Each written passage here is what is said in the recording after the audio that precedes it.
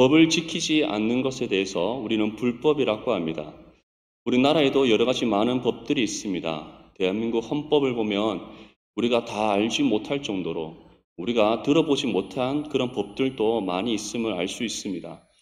이처럼 우리가 살아가는 이 세상 가운데 수많은 법들이 있고 우리가 그 법을 지키는 것이 또 국민의 의무다라고 또 명시되어 있습니다. 그런데 우리는 그러한 법을 어길 때가 있습니다. 사소한 작은 것도 우리는 때로는 우리의 편의를 위해서 또는 자신의 이익을 위해서 우리가 바르게 지키지 못하는 경우를 우리가 경험하게 됩니다. 그런데 그러한 것들이 이제 어떠한 큰 죄로 행해질 때 우리는 그것을 가리켜 죄라고 합니다. 우리는 그런 걸 가리켜서 이제 법을 어겼다라고 합니다. 단순한 불법이 아니라 불법에 관한 이제 합당한 우리가 죄를 형벌을 받게 되는 것이죠. 그러한 것들이 이제 우리는 재판을 통해서 또는 형사적인 처벌을 통해서 겪게 됩니다. 그런데 그러한 법을 어기는 것이 계속해서 반복적으로 행해질 때 우리는 그러한 사람들을 가리켜 범법자라고 합니다. 이러한 사람은 언제나 감시 대상이 되고 그 사람의 불법으로 인해 다른 사람들이 피해를 입게 되는 경우를 우리는 종종 볼 수 있습니다. 요즘 뉴스를 보면 여러 가지 많은 범법들이 행해지고 있습니다. 단순한 불법을 넘어서서 사회에 여러 가지 악한 영향을 끼치는 그러한 일들을 우리는 뉴스를 통해 쉽게 접할 수 있습니다. 왜 세상은 이러한 불법들 또는 수많은 범법자들이 계속해서 일어나는 것입니까? 그 이유는 바로 우리 인간이 그만큼 악하기 때문입니다. 우리 사람의 본성이 바로 죄로 인해 타락한 그런 상태에 있기 때문인 것이죠.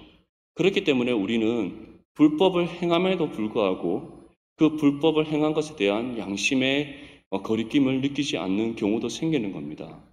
작은 하나의 예를 들었을 때 우리는 신호를 무시하거나 또는 횡단보도를 잘 지키지 않고 함부로 건너는 그런 우리의 모습들을 보게 됩니다.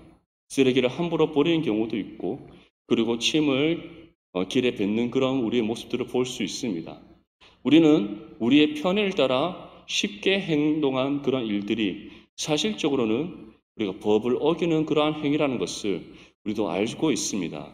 알고 있음에도 불구하고 우리는 거기에 대한 양심의 가책을 느끼지 않는 경우가 있다는 것이죠. 그러한 이유가 바로 우리 인간이 죄악된 존재이기 때문에 우리 자체가 죄로 인해 타락한 존재들이기에 우리가 불법을 행함에도 불구하고 그에 대한 양심의 가책을 느끼지 못하는 것입니다. 그런데 이러한 우리의 죄악됨은 어디에서부터 시작되었는가? 성경은 바로 아담의 때에 하나님의 명령을 어긴 그 불순종의 죄로부터 비롯되었음을 우리에게 전하고 있습니다. 하나님께서는 아담에게 분명히 말씀했습니다. 동산 중앙에 있는 나무 중 선악을 알게 하는 나무의 열매는 먹지 말라. 그것을 먹을 경우 너는 정녕 죽으리라 말씀하셨습니다. 그런데 아담은 뱀의 관계에 넘어가서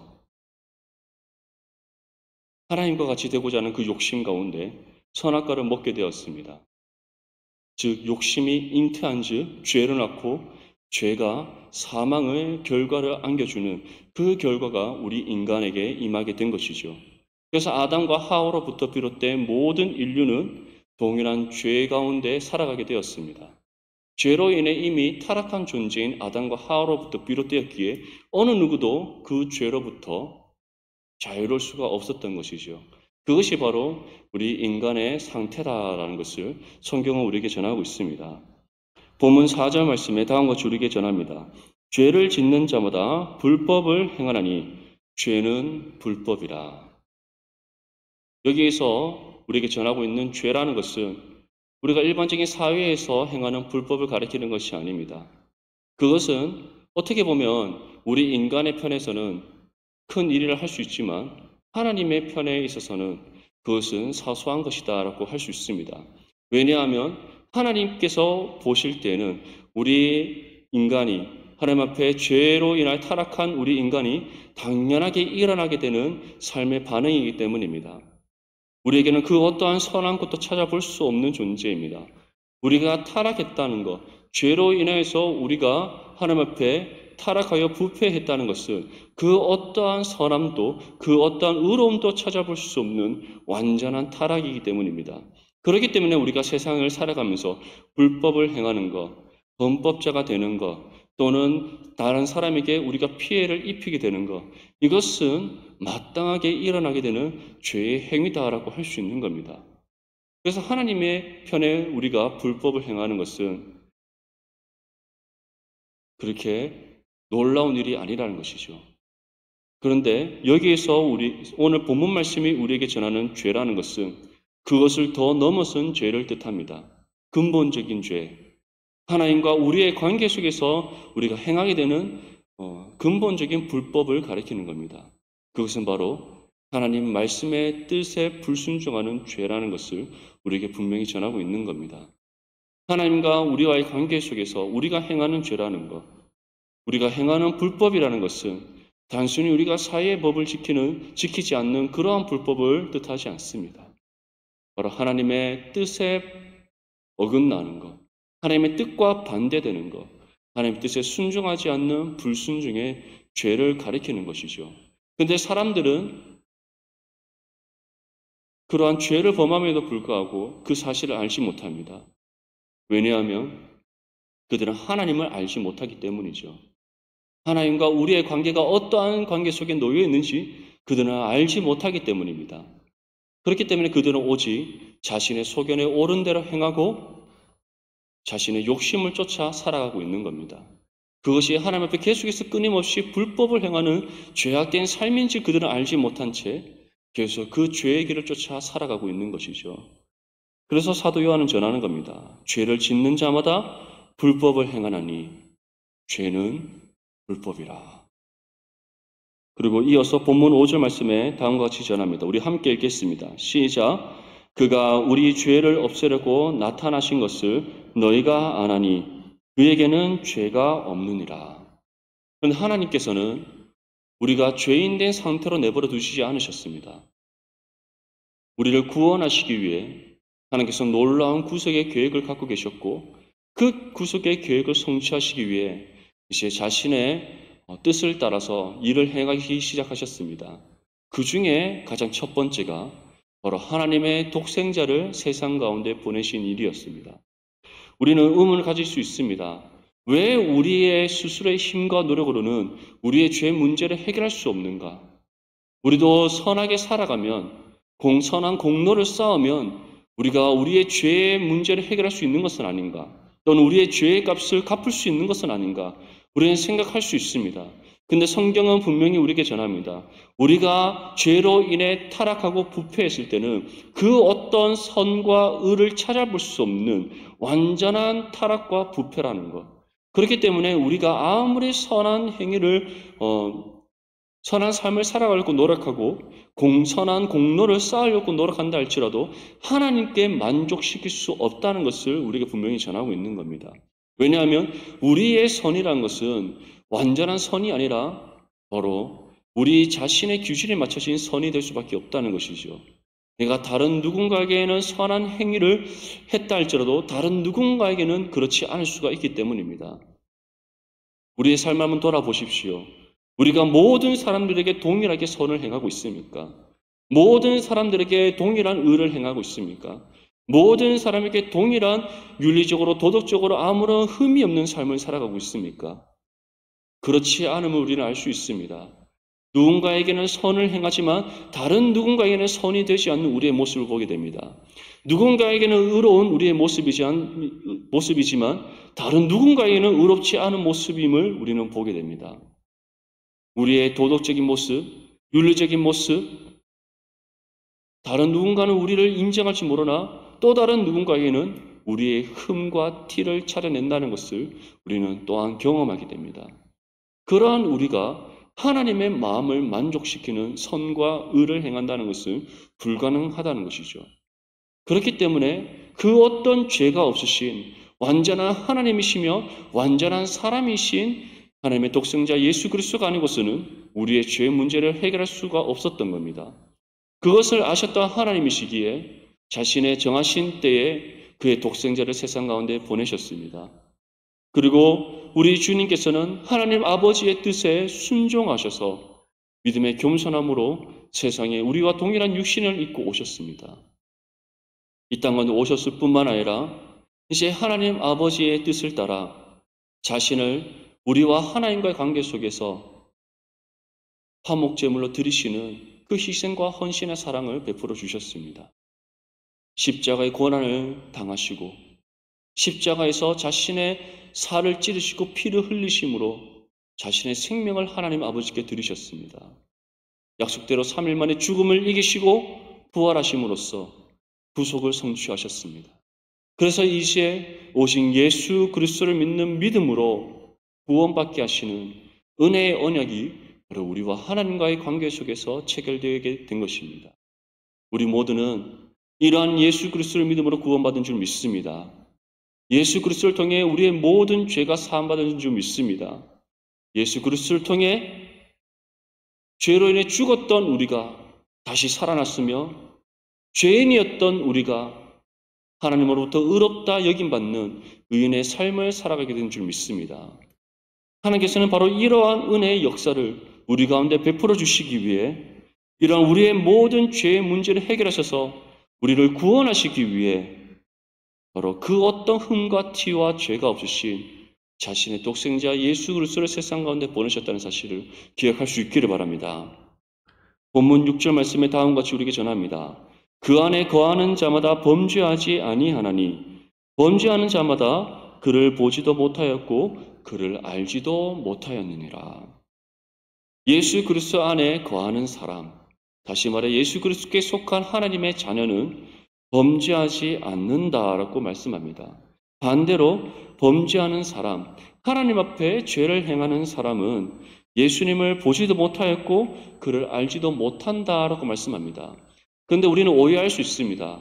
그렇다면 예수님을 믿어 구원받은 사람, 그래서 하나님께 속한 믿음의 성도들은 죄를 짓는 삶을 살아가지 않는 것인가? 지금 사도 요한은 우리가 그 어떠한 죄를 짓지 않는 삶을 살아간다라고 말씀하는 것이 아닙니다. 우리도 육신의 연약함을 입고 있기에 우리 또한 여전히 부패하고 썩고 없어질 육신의 몸을 입고 있기에 우리는 하나님 앞에 실수할 때가 있습니다. 하나님의 뜻에 순종하기보다 불순종할 때가 있습니다. 하나님 앞에 죄를 범할 때가 있습니다. 그런데 중요한 것은 예수 그리스도께서 이미 우리의 모든 죄의 값을 이미 치르셨고 우리의 모든 죄의 문제를 해결하셨기에 하나님께서는 그 죄를 묻지 않는다라는 것을 우리에게 약속하셨습니다. 사도 요한은 그것을 우리에게 말씀하고 있는 겁니다. 너희도 때론 연약하여 하나님 앞에 불순종할 때가 있다. 하나님의 뜻을 따라 살아가지 못할 때가 있다. 너희도 죄를 행할 때가 있다. 하지만 너희가 예수 그리스도의 십자가의 공로를 의지하여 하나님 앞에 회개할 때 하나님께서는 이미 우리의 모든 죄를 갚으신 그 예수 그리스도의 공로를 보시고 우리를 용서해 주신다라는 것을 말씀하고 있는 겁니다. 믿음의 성도들은 하나님 앞에 죄를 범했을 때, 불순종했을 때 그것을 모른 채 하지 않습니다. 왜냐하면 우리 안에 거하시는 성령께서 우리의 선한 양심을 자극하여 우리의 죄를 보게 하시기 때문입니다. 우리의 죄를 발견하게 하시기 때문입니다. 우리의 죄를 깨닫게 하시기 때문입니다. 우리가 지은 죄 앞에 탄식하게 하시기 때문입니다. 그래서 우리는 그 죄를 하나님 앞에 내어놓고 회개하는 자리로 나아갈 수 있는 겁니다. 만약에 성령께서 우리와 함께 하시지 않는다면, 그래서 우리가 죄를 지었음에도 불구하고 스스로 그 죄됨을 깨닫지 못한다면 우리는 하나님 앞에 심판을 받게 될 것입니다. 심판을 통해서 우리는 멸망의 자리로 이르게 될 것입니다. 왜냐하면 회개하지 않는 자에게 하나님께서는 긍휼의 은혜를 베풀어 주시지 않기 때문입니다. 회개하지 않는 사람에게 하나님께서는 용서의 은혜를 베풀어 주시지 않기 때문입니다.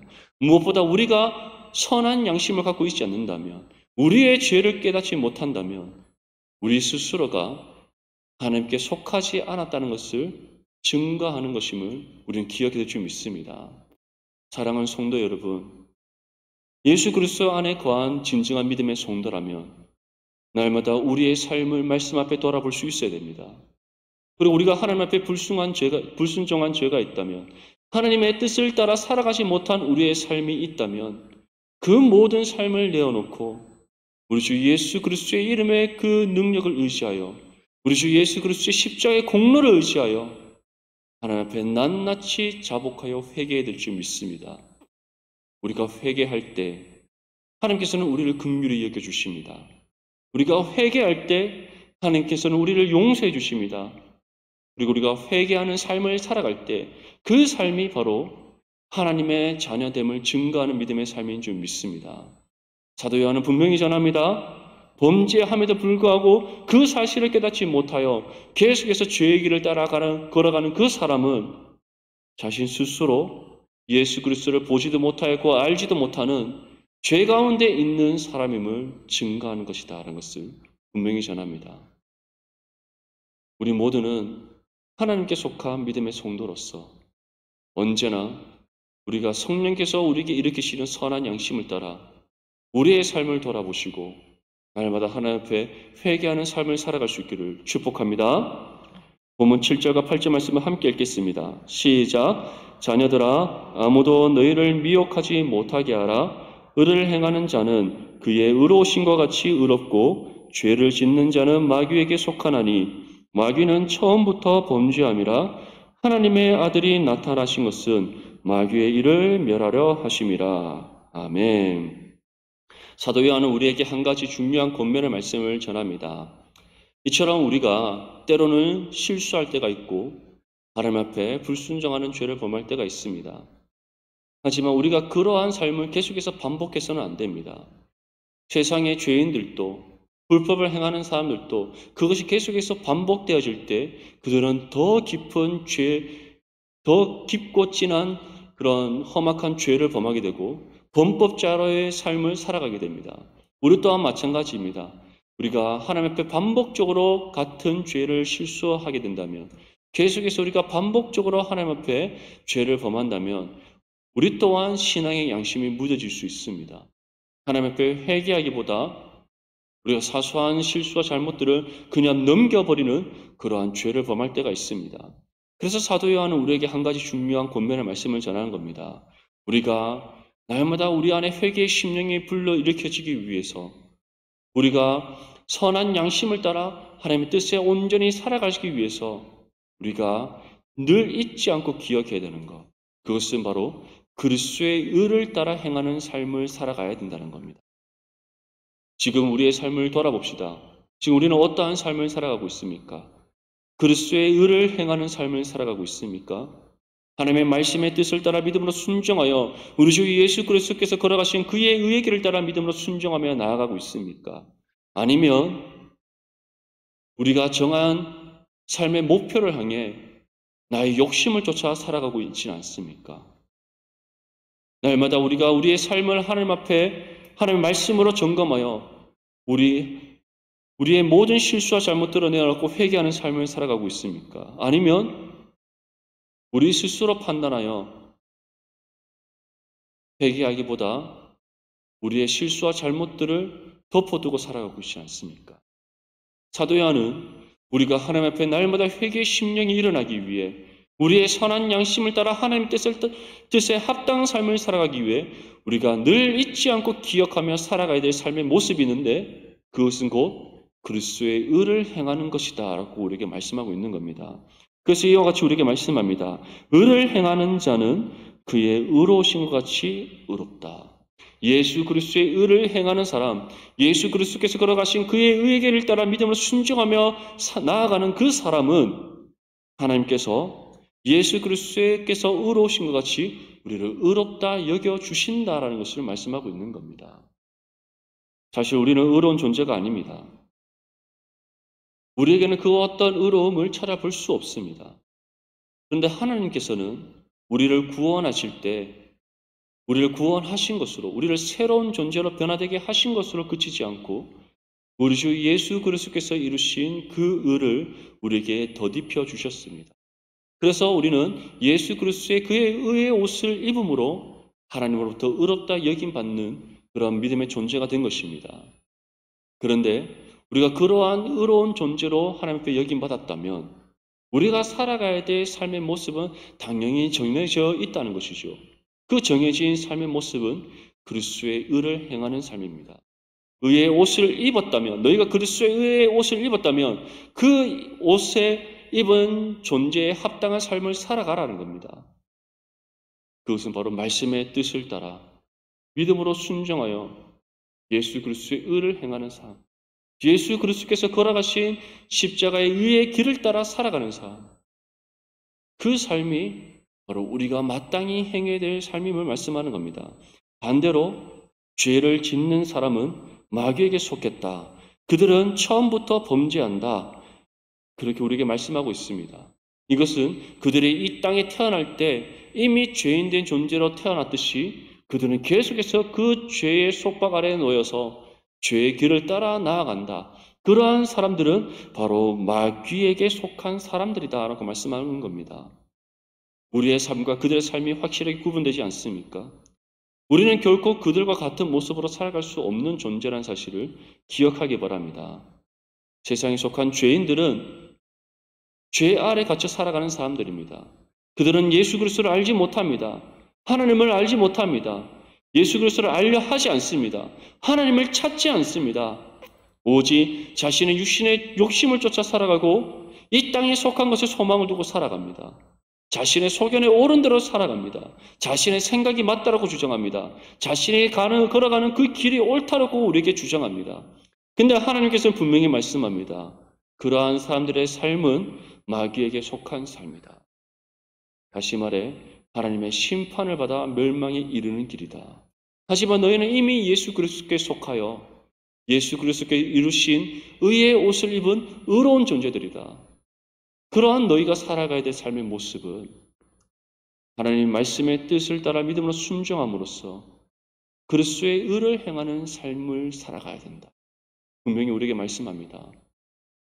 우리 모든 넘치는 교회 성도님들은 언제나 하나님 말씀의 뜻을 따라 순종할 수 있기를 바랍니다. 말씀이 우리에게 전하는 그 뜻을 지켜 행할 수 있기를 바랍니다. 그것이 바로 우리가 살아가야 될 그리스도의 의를 행하는 삶이며 하나님께서 기뻐 받으시는 믿음의 삶입니다. 본문 9절 말씀에 다음과 같이 우리에게 전합니다. 하나님께로부터 난 자마다 죄를 짓지 아니하나니 이는 하나님의 씨가 그의 속에 거하며 그도 범죄하지 못하는 것은 하나님께로부터 났습니다. 사도 요한은 분명히 전합니다. 하나님께로부터 난 자마다 죄를 짓지 아니한다. 죄를 짓지 않는다는 것은 우리가 죄를 짓지 않는 삶을 살아간다는 것이 아닙니다. 하나님께서는 분명하게 우리에게 말씀을 통해 우리가 걸어가야 될 삶의 길을 제시하시고 우리가 살아가야 될 삶의 모습을 보여주십니다. 우리를 향하는 하나님의 뜻이 무엇인지 분명하게 깨닫게 하십니다. 그리고 우리가 그러한 하나님의 뜻을 발견하여 깨달을 수 있는 이유가 무엇이라고 말씀합니까? 우리의 심령 안에 하나님의 씨가 있기 때문입니다. 여기서 하나님의 씨라는 것은 바로 말씀의 씨앗을 뜻합니다. 하나님께서는 이미 복음의 씨앗을 우리에게 뿌리셨습니다. 그 복음의 씨앗이 이미 우리 가운데 심겨졌고 이제 하나님께서는 우리의 삶 가운데 그 복음의 씨앗이 싹을 틔고 뿌리를 내리고 줄기가 자라고 잎을 내며 열매를 맺게 하신다라는 것을 우리에게 약속하고 있습니다. 그래서 하나님께서는 분명하게 우리 믿음의 성도들 한 사람 한 사람을 향한 계획과 뜻을 갖고 계신다라고 약속하고 있는 겁니다. 그리고 그 계획과 뜻을 하나님께서 이 땅 가운데 온전히 이루신다라고 말씀하는 겁니다. 그리고 우리의 삶을 통해 분명한 열매를 맺게 하시고 하나님께서는 추수할 때가 이르러 결실을 거두게 하심을 약속하시는 것입니다. 꼭 기억할 수 있기를 바랍니다. 하나님께로부터 난 자, 다시 말해 예수 그리스도로부터 구원받은 믿음의 성도들은 하나님의 말씀의 씨앗을 통해 열매 맺는 삶을 반드시 살아가게 됩니다.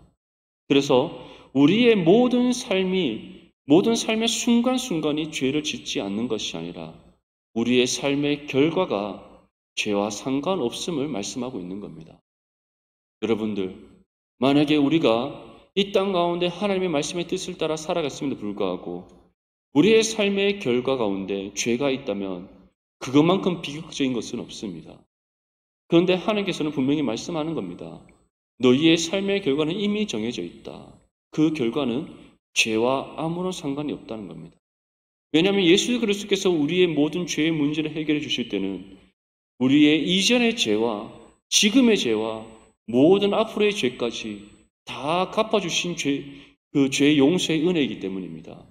그렇기 때문에 우리는 이미 죄로부터 벗어나서 우리 주 예수 그리스도께 속한 하나님의 자녀다라고 말씀하는 겁니다. 사도 요한도 동일하게 전하는 겁니다. 너희의 속에는 하나님의 씨, 말씀의 씨가 심겨져 있다. 그리고 우리 안에 가시는 성령께서 말씀을 통해 그 씨가 싹을 틔우게 하신다. 그 씨가 싹을 틔울 뿐만 아니라 뿌리를 내리게 하신다. 그리고 말씀의 은혜의 자양분을 얻어서 줄기가 자라나게 하시고 잎이 무성하게 하시며 하나님의 때에 합당한 열매를 맺게 하신다. 그리고 하나님께서 우리의 삶에 추수할 때가 이르러 분명하게 결실하게 하시고 그 결실의 결과가 무엇인가? 너희는 죄와 아무런 상관이 없고 예배되어져 있는 영생을 하나님 나라에서 누리게 되는 것이다 라고 우리에게 말씀하고 있는 것. 이 사실을 기억할 수 있기를 바랍니다. 이 사실을 우리가 온전히 믿는다면 우리는 분명하게 살아가야 될 삶의 모습이 무엇인지 다시 한 번 더 확인하게 됩니다. 바로 이 은혜를 받은 합당한 믿음의 삶, 예수 그리스도의 의를 행하는 삶입니다. 지금 우리의 삶은 어떻습니까? 이 모든 우리에게 주어진 은혜를 기억하며 감사하는 삶을 살아가고 있습니까? 이 은혜에 합당한 삶을 살아가기 위해 날마다 늘 깨어 하나님의 말씀을 붙잡고 있습니까? 오늘 내게 주어진 삶 가운데 나를 향한 하나님의 뜻이 무엇인지 바르게 분별하여 깨닫기 위해 우리의 시선을 하나님의 말씀에 고정하고 있습니까? 우리 안에 거하신 성령께 오늘 나를 향한 하나님의 뜻이 무엇인지 발견할 수 있도록 깨달을 수 있도록 그리고 그 뜻을 따라 믿음으로 순종하고 준행하여서 예수 그리스도의 의를 행하는 믿음의 삶을 살아갈 수 있도록 날마다 깨어 기도하고 있습니까? 그리고 우리의 하루의 삶을 마쳤을 때 다시 하나님의 말씀으로 우리의 삶을 점검하면서 하나님 앞에 불순종한 것은 없는지 하나님 뜻과 어긋난 삶의 모습은 없었는지 나의 생각과 마음과 말과 행동 가운데 지극히 작은 사소한 것 하나라도 하나님 앞에 죄를 범한 것은 없는지 그것을 다시 한 번 더 점검하며 회개하는 삶을 살아가고 있습니까? 우리의 삶을 돌아볼 수 있기를 바랍니다. 그리스도의 의를 행한다는 것이 거창하고 그리고 어려운 일이 아닙니다. 지극히 사소한 것 하나라도 또 우리의 삶의 모든 매 순간순간마다 말씀과 동행하는 삶, 말씀의 가르침을 따라 살아가는 삶, 그리고 우리의 모든 실수와 잘못들을 내어놓고 하나님 앞에 회개함으로 다시 새 영과 새 힘을 얻어 주의 말씀의 뜻을 따라 살아오고자 힘써 수고하고 노력하는 삶, 그것이 바로 그리스도의 의를 행하는 삶인 줄 믿을 수 있기를 바랍니다. 본문 10절 말씀 우리 함께 읽겠습니다. 시작. 이러므로 하나님의 자녀들과 마귀의 자녀들이 드러나느니 무릇 의를 행하지 아니하는 자나 또는 그 형제를 사랑하지 아니하는 자는 하나님께 속하지 아니하니라. 아멘. 사도 요한은 우리에게 중요한 한 가지를 말씀합니다. 하나님의 자녀들과 마귀의 자녀들은 반드시 드러나게 된다는 겁니다. 그들과 우리는 반드시 구별되게 된다는 사실입니다. 왜냐하면 그들과 우리의 삶의 모습은 다르기 때문입니다. 계속해서 반복적으로 이것을 우리에게 전하는 이유가 무엇입니까? 이 사실을 잊지 않고 기억하라는 겁니다. 세상은 우리를 속이기 때문입니다. 세상은 우리가 믿는 것이 틀렸다라고 우리를 계속해서 미혹하기 때문입니다. 우리가 그리스도의 의를 행하려고 노력할 때 말씀의 뜻과 가르침을 따라 살아가려고 우리 자신을 저 죽기까지 복종하려고 우리가 수고하고 노력할 때 세상은 계속해서 우리를 미혹합니다. 그것이 틀렸다라고, 그것이 잘못되었다라고, 세상에서는 그렇게 살아가서는 안 된다라고, 그리고 이것이 옳다라고 그들의 가르침을 계속해서 우리에게 전합니다. 우리 자녀들을 키울 때 그러한 경험들 다 해보셨지 않습니까? 공부를 잘해야 된다. 좋은 대학교에 진학을 해야 된다. 좋은 직장을 구해야 된다. 왜 우리가 그것을 강조합니까? 세상은 그렇게 살아갈 때 세상에서 성공할 수 있다고 우리를 가르치기 때문입니다. 그런데 그렇게 살아갔을 때 그것이 세상에 성공하는 삶으로 이어집니까?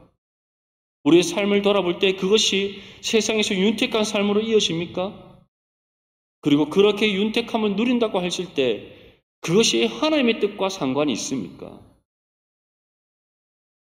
아무런 상관이 없습니다. 왜냐하면 하나님께서는 때로는 우리에게 궁핍함에 처하는 것이 하나님의 뜻이다라고 말씀할 때가 있기 때문입니다. 가진 것이 없는 삶이 하나님의 뜻이다라고 우리에게 말씀할 때가 있기 때문입니다. 세상과 정반대되는 가르침을 하나님께서 끊임없이 우리에게 전하고 있기 때문입니다. 세상의 욕심을 버려라. 세상의 가르침을 따르지 마라. 세상의 삶의 방식을 따르지 마라. 세상이 우리에게 제시하는 길을 따라 걸어가지 마라. 우리의 눈에 그것이 옳게 보일지라도, 우리의 귀에 듣기에 그것이 옳게 여겨질지라도 하나님께서는 계속해서 우리에게 말씀하는 겁니다.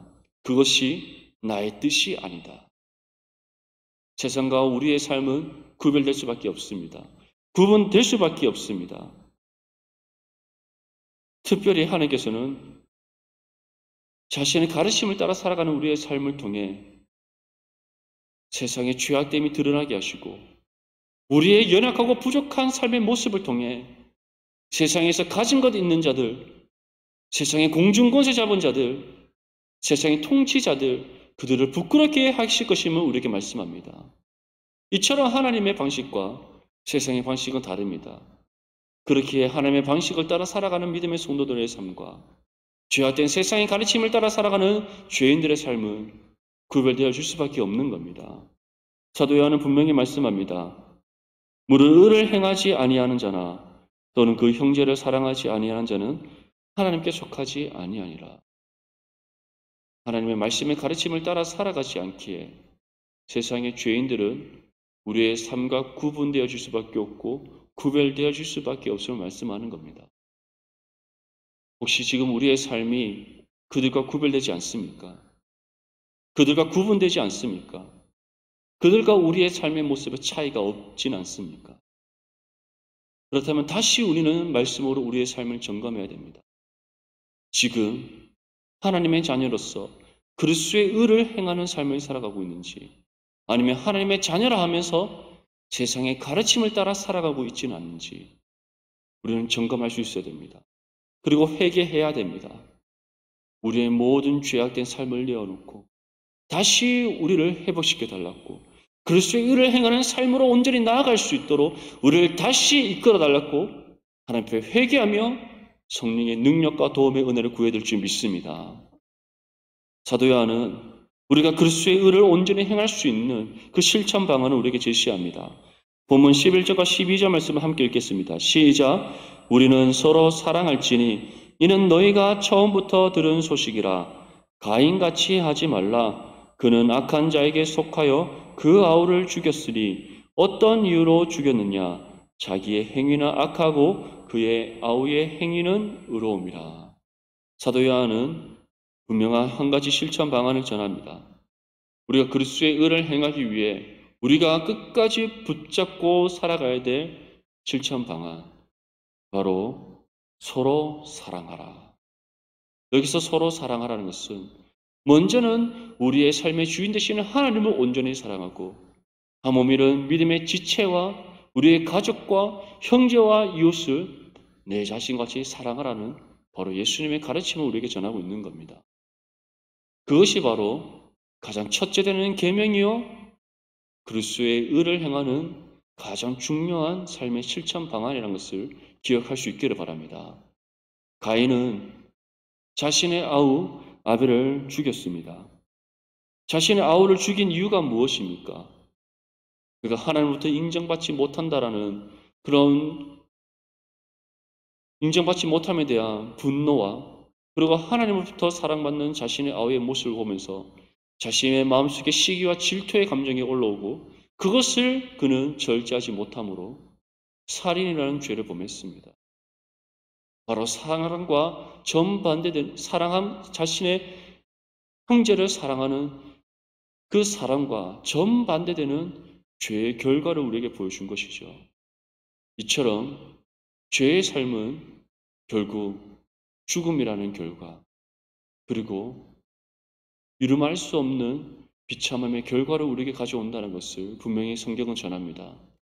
우리는 이러한 하나님의 말씀을 기억하며 그리스도의 의를 행하기 위해 먼저는 하나님을 온전히 사랑하고 또한 나의 형제와 이웃과 한 몸이는 지체를 내 자신과 같이 사랑하는 믿음의 삶을 살아갈 줄 믿습니다.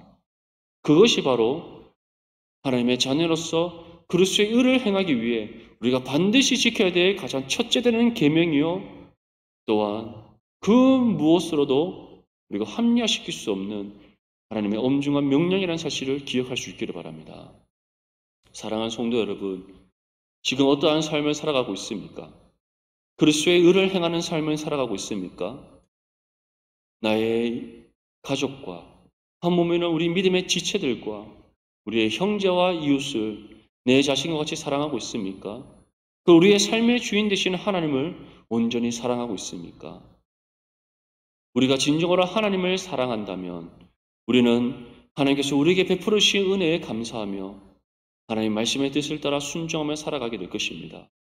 그 말씀 한 구절 한 구절이 통해 우리에게 전하시는 하나님의 뜻을 우리가 깨닫기 위해 날마다 깨어 성령께 지혜와 능력과 도움을 구할 것입니다. 그리고 하나님 앞에 우리가 실수하고 잘못한 일들이 있다면 그것이 작고 사소한 일이라 할지라도 우리는 숨기지 아니하고 날마다 하나님 앞에 자복하여 회개할 것입니다.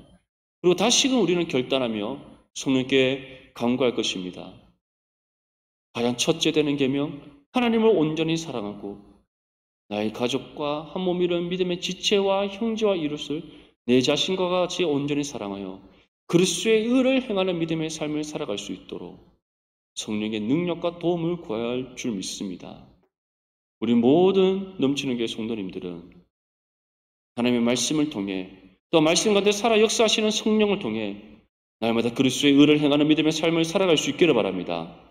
그리스도의 의를 행함으로써 세상에 속한 죄인들과 구별됨을 나타내고 여러분들 한 사람 한 사람의 삶을 통해 한 놀라운 하나님의 나라가 이 땅 가운데 이루어지고 하나님의 살아계심과 그의 선하심과 의로우심과 거룩하심을 증거하여 복음에 합당한 열매 맺는 믿음의 삶을 살아갈 수 있기를 주님의 이름으로 축복합니다.